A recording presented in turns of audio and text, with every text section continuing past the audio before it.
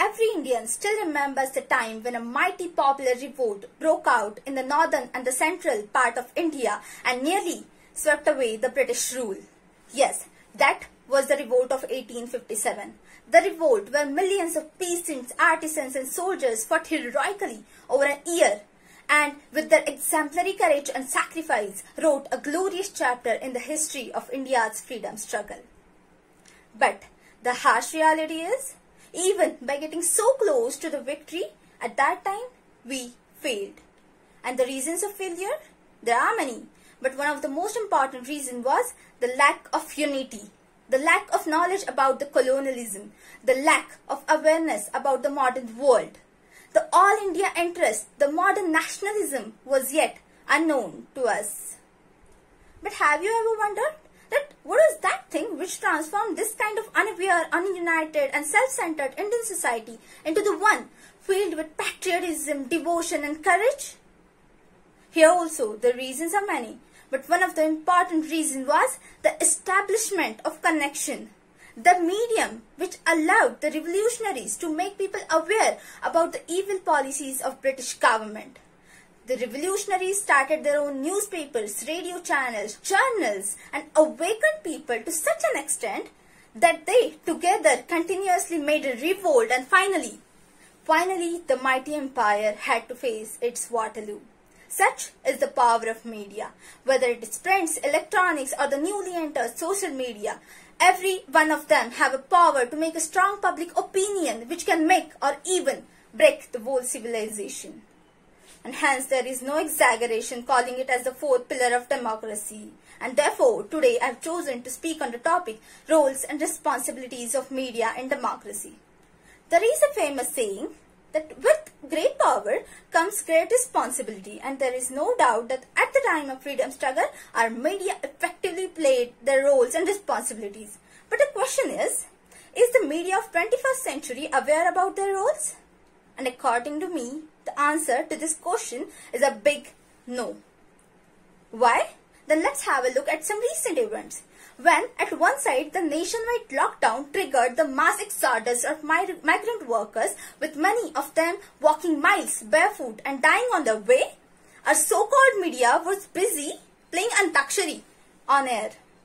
When economy was hitting the bedrock level, rather than covering this, they were busy exaggerating and manipulating us by the whole Kangana debate. When they were supposed to keep their eyeballs counting the number of job losses, they were busy counting how much ml of water Riya Chakrabarti drank during her first night at jail. When they were supposed to be the voice of farmers, our so-called fourth pillar of democracy was busy reading end-to-end encrypted WhatsApp chats of Deepika Padukone. And this is not it. At the time of elections, their role was to provide us with the authentic, true and unbiased information so that public can take the right decision. But our media was busy character assassinating and proving someone as Pappu, Bua or Babua. And how can I ignore all those several allegations condemning that our Indian media is sold? Before some time, we are not having any solid proof about this. But after the sting operation named as Operation 136 carried out by independent news portal Cobra Post, we are now have a credible video proof showing that how many of our mainstream news channels are ready to show any kind of manipulating and agenda-driven news in exchange of money.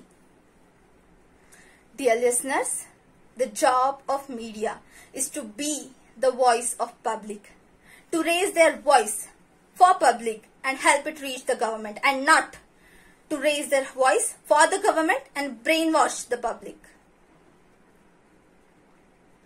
But hang on, is this only the fault of media? Don't we as a viewers have some responsibilities? When as a responsible citizen of India, we were supposed to think on the question that why? Why this unprecedented 23.9% of fall in the GDP? At that time, what we were doing? We were busy finding the answer of the question, Rasode mein kaun tha? Isn't it? Now you will ask me that what common persons like us can do for this? But dear listeners, let me tell you, the real power lies within us only. In the world of social media, where there exists several independent news portals and channels which are doing the right kind of honest journalism and providing us with the right picture, our job is just to ignore all those manipulating and unnecessary debates of mainstream channels and choose our source correctly, which will provide us with the authentic information. At the end, I'll only say that I don't deny the fact that media has a very, very important role to play in the democracy, and especially when it is a largest functioning democracy like ours.